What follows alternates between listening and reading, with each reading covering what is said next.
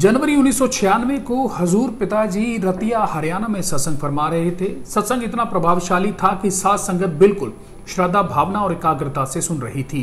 तो सेवादारों को परम पूज्य परमपिता शाह सतनाम सिंह जी महाराज का एक वचन याद आया, जो शहंशाह जी ने सन 1991 में शाह मस्ताना जी धाम के सामने वाले बरामदों में संगत की मौजूदगी में फरमाया था। बेटा, हम सत्संग करते समय कमाल कर दिया करेंगे और सारा सत्संग मुंह जुबानी यानी मौखिक ही किया करेंगे। परमपिता जी का वह वचन उस दिन 100% सच साबित हुआ। जैसे महापुरुषों ने लिखा है, संत वचन पलटे नहीं, पलट जाए ब्रह्मांड।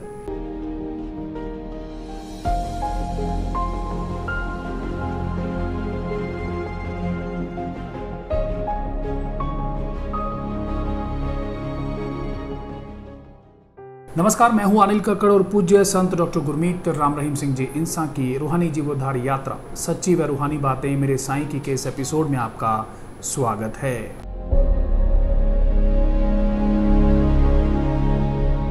दो जनवरी 1996 यूपी दरबार में सत्संग फरमाने के बाद पूज्य हजूर पिताजी का जिस प्रेमी के घर ठहरने का इंतजाम था, उसके घर जार चरण टिकाए।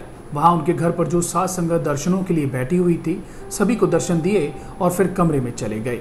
वहीं सभी ने खाना खाया। खाना खाने के बाद हजूर पिताजी ने उनके समस्त परिवार को अपने पास बुलाकर उन सब की कुशलता पूछी और प्रसाद देकर अगले सत्संग के लिए रतिया रवाना हो गए। साध संगत रतिया ने हजूर पिताजी के अभिवादन के लिए रास्ते में कई सुंदर गेट बना रखे थे और शहर की सड़कों की खूब सफाई करके पूरी सुंदर सजावट कर रखी थी।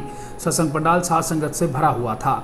पूज्य हजूर पिताजी के सत्संग में पधारने पर साध संगत ने धन धन सदगुरु तेरा ही आसरा के पवित्र नारों से सारे सत्संग पंडाल तथा आकाश मंडल को गुंजा दिया।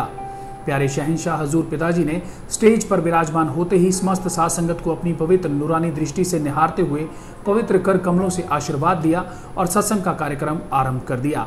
जब हजूर पिताजी सत्संग फरमा रहे थे तो सेवादारों को परम पूज्य परमपिता शाह सतनाम सिंह जी महाराज का एक वचन याद आया, जो शहंशाह जी ने सन 1991 में शाह मस्ताना जी धाम के सामने वाले बरामदे में साध संगत की मौजूदगी के समय फरमाया था। बेटा, हम सत्संग करते समय कमाल कर दिया करेंगे और सारा सत्संग मुंह जबानी यानी मौखिक किया करेंगे। परमपिता जी का वह वचन आज 100% सच साबित हुआ। जैसे महापुरुषों ने लिखा है, संत वचन पलटे नहीं, पलट जाए ब्रह्मांड। हजूर पिताजी ने जिस भजन पर सत्संग किया, उसकी टेक इस तरह है, संत बताते नाम ध्याते, सत्संग पर जो आए वो अपना जीवन सफल बनाए। पूज्य हजूर पिताजी ने सत्संग परम पिताजी के उपरोक्त वचनों अनुसार ही किया। ऐसे जो शीले वचन फरमाए कि सत्संग में बैठे सभी लोग नतमस्तक हो गए। अगर कोई इंसान किसी के मेहमान बनकर जाता है और वह ये सोच ले कि सारी उम्र उधर रहेगा, पहले तो सोचेगा ही नहीं, और अगर रहना चाहेगा तो कोई उसे रखेगा नहीं। अब कोई बाजार में सामान लेने के लिए जाता है, सामान लेने के बाद कोई उम्र भर के लिए तो वहां नहीं रहता, अपने परिवार में लौट कर आता है। वैसे ही इंसान इस दुनिया में समय गुजार रहा है। जाना जरूर है एक दिन, लेकिन ये सोचता है कि नहीं, मैंने तो नहीं जाना। नहीं भाई, यह संसार मुसाफिर खाने की तरह है, एक आ रहा है और एक जा रहा है। मुसाफिर खाने में लोग जाकर ठहरते हैं, ट्रेन आती है, कुछ लोग उसमें सवार हो जाते हैं, कुछ उतर जाते हैं, कुछ नए आकर वहां पर इंतजार करने लग जाते हैं। इसी तरह ये संसार है। किसी के घर बच्चा पैदा होता है और कोई मौत वाली गाड़ी पर चढ़ जाता है, कोई मौत का इंतजार करना शुरू कर देता है। यह संसार आने जाने का कारखाना है। जाते समय आपके साथ कुछ भी नहीं जाएगा। तो भाई, ये संसार छोड़ना है, सब कुछ पराया होगा, तो इसके लिए जुल्मो सितम क्यों। पूज्य गुरु जी ने आगे फरमाया कि देखने में आता है, आपने भी देखा होगा कि 10,000 20,000 के लिए एक इंसान दूसरे इंसान को मार देता है। कहीं पर भी जमीन का बंटवारा हुआ, थोड़ा सा इधर डॉल होना चाहिए, उधर होना चाहिए, उसके लिए झगड़ा, मकान का झगड़ा हो गया, एक इंसान दूसरे इंसान को 20,000 के लिए मार देता है। अब उसे मारने वाला अगर उसको कोई 1 लाख रुपए दे तो 5 गुना जमीन और आ जाती है, लेकिन उस मारने वाले को 1 अरब रुपया देते हैं। उसे कहते हैं कि तूने जिसको 20,000 के लिए मारा, ये ले 1 अरब रुपया और उसे जिंदा कर दे। क्या वो उसे जिंदा कर देगा? करना चाहिए, मारा तो 20,000 के लिए और मिल रहा है 1 अरब, जिंदा नहीं कर सकता। तो हे भाई, जब तू किसी को जिंदा नहीं कर सकता तो मारने का हक तुझे किसने दिया? उस इंसान को मारकर जमीन जायदाद मकान पर कब्जा कर लिया, उसे अपना बना लिया। हे प्राणी, एक दिन तुझे जाना होगा।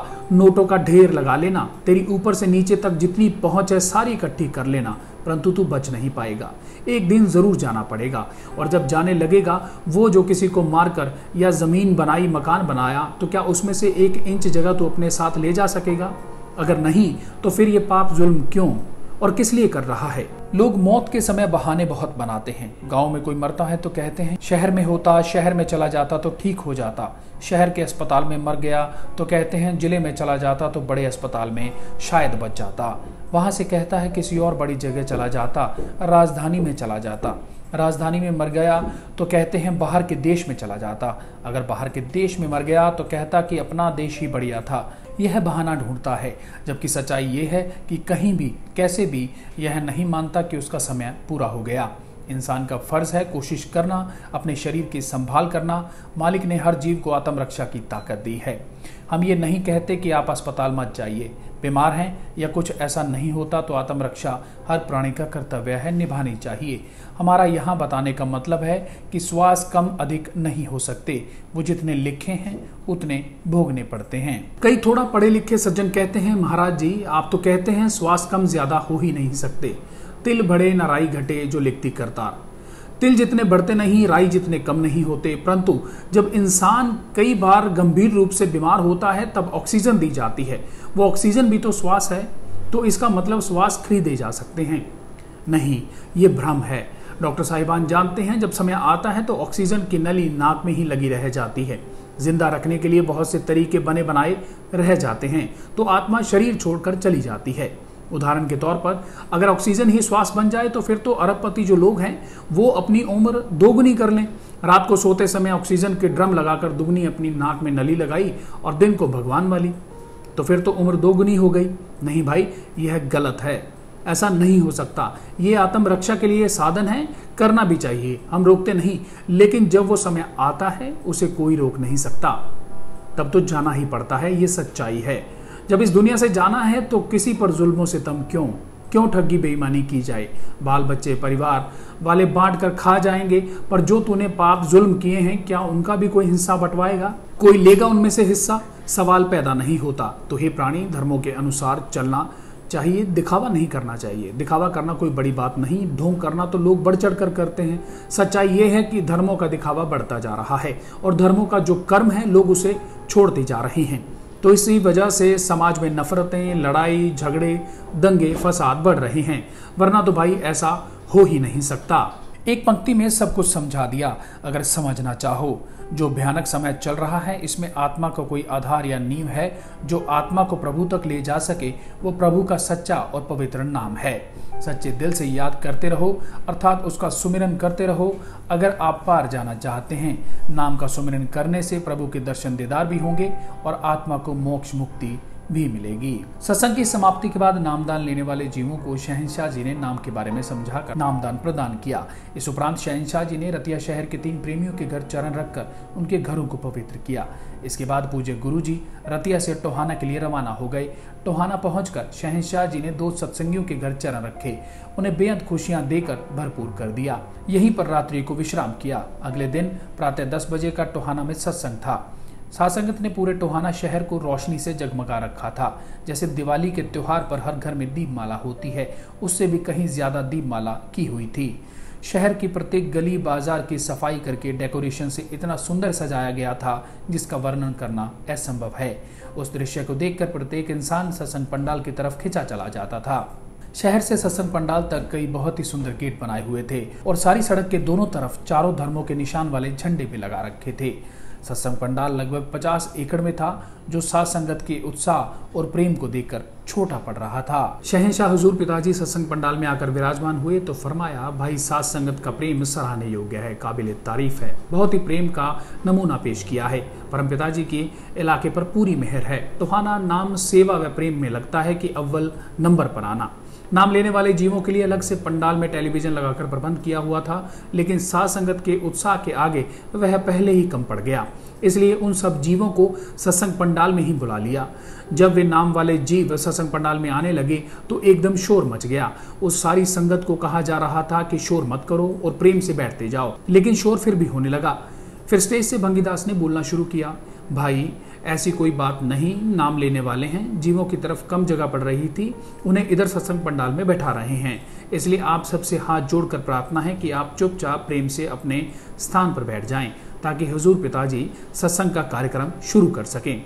स्टेज से 2-3 बार बोलने के बाद साथ संगत प्रेम से बैठना शुरू हो गई। उसके बाद पूज्य हुजूर पिताजी ने दिलीप सिंह को भजन लिख कर दिया। उसकी टेक है, नाम जपे है भागों वाला कोई कोई रे, नाम के बगैर कभी मुक्ति न हुई रे, मुक्ति न हुई रे। शहंशाह हुजूर पिताजी ने सत्संग में नाम के गुण की महिमा के विषय के बारे में बहुत विस्तार से समझाया। नाम एक ऐसा धन है जिसे न चोर चुरा सकता है, न आग जला सकती है, न जल डुबो सकता है और न ही कोई रिश्तेदार संबंधी बटा सकता है। इसलिए ही नाम धन को सार धन कहा जाता है। अतः इस नाम धन से किसी को भी खाली नहीं रहना चाहिए, क्योंकि यह हमारी आत्मा के यहाँ भी हर समय काम आता है और मरने के बाद भी। जहाँ कोई अन्य रिश्तेदार संबंधी मदद नहीं कर सकता, वहाँ पर नाम हमारी पूरी सहायता करता है और जीव को अपने निज धाम जाने में प्रत्येक मुश्किल से बचाता है। इस प्रकार साथ संगत को समझाने के बाद सत्संग का कार्यक्रम समाप्त किया और नाम वाले जीवों को बैठाकर नाम दिया। इस प्रकार पूज्य गुरुजी ने नामदान देकर उन सभी रूहों का उद्धार किया। जी ये थे पूज्य गुरुजी की रूहानी जीवोद्धार यात्रा के कुछ किस्से। उम्मीद है आपको जरूर पसंद आए होंगे। आप लाइक्स और शेयर से हमारा मनोबल जरूर बढ़ाते रहें और डेरा सच्चा सौदा, साथ संगत व देश विदेश की तमाम महत्वपूर्ण खबरों के लिए आप हमें YouTube पर सब्सक्राइब करें और Facebook पेज पर जरूर फॉलो करें। धन्यवाद।